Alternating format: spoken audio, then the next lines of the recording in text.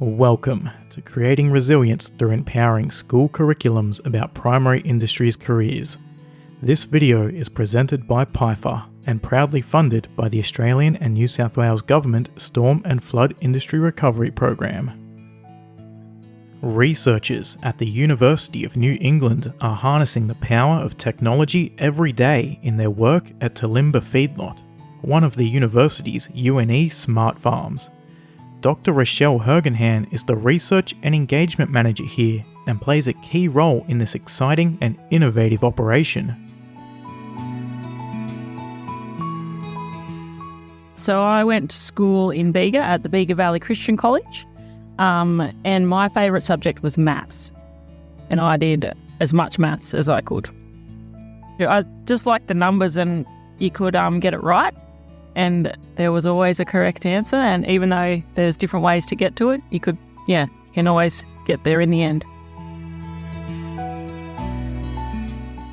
So I'm currently the Research and Engagement Manager for the UNE Smart Farms. I probably took a bit of a varied route to get here. So after I finished school, I started a vet science degree, but then decided that wasn't for me, so went and milked cows for 12 months. And then decided to come up to UNE to do rural science. So I studied rural science and did honours as part of that, which was a really good opportunity to learn a little bit about research and what other things I might be able to do. And then I actually went to work for the government in Canberra at the Department of Agriculture, Fisheries and Forestry. Not really sure what they're called now, but that's what it was then. I did their grad program, which gave me a insight into the range of things you can do there. And then after that, I came back and did a PhD at UNE looking at lamb behaviours or lamb survival. And then following that, I had a few teaching roles, teaching sheep and wool. And then this opportunity came up.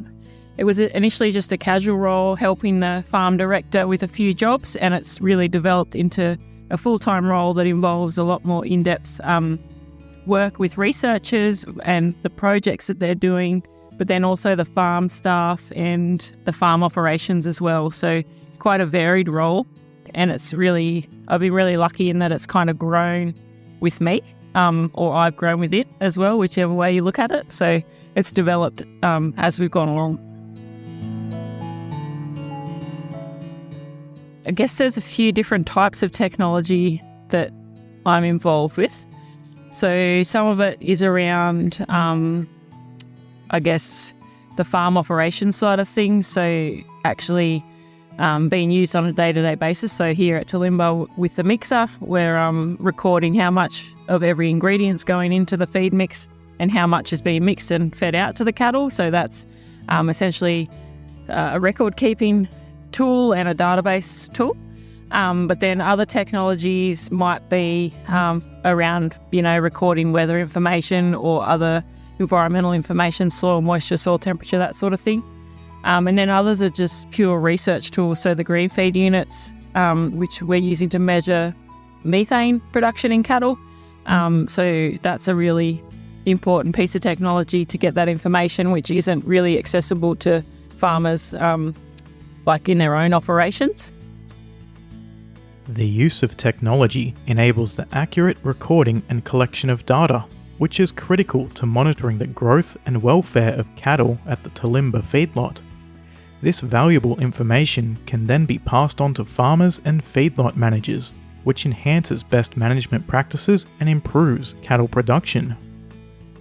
Although Rachelle did not design the technology she uses, she skillfully incorporates it into the operations at Talimba feedlot.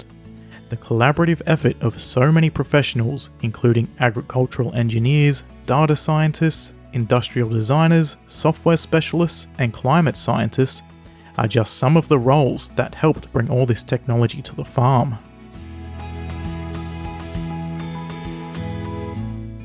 I know plenty of people have told me, you don't have to do everything the way everyone else does it, or there's not just one path to follow to get to an endpoint.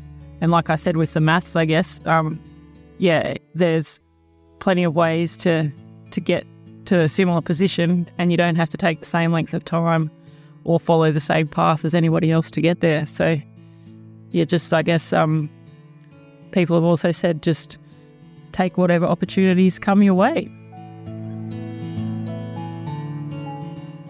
I think it really is people and being able to work with a range of different people and trying to understand where they're coming from when you might not agree on things.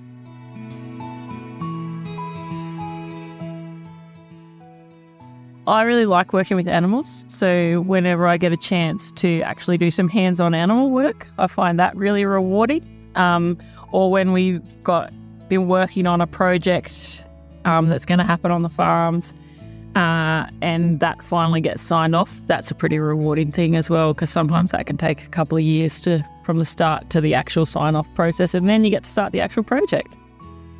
As more farms expand their operations with technology and artificial intelligence, off-farm agricultural career opportunities continue to grow. University graduates with skills to develop the tools modern farms require are in great demand. Robotics, drone technology, and agricultural engineering are just some of the exciting pathways graduates can take into the emerging world of AI agriculture, an essential skill set of the next generation called upon to find solutions to tomorrow's problems.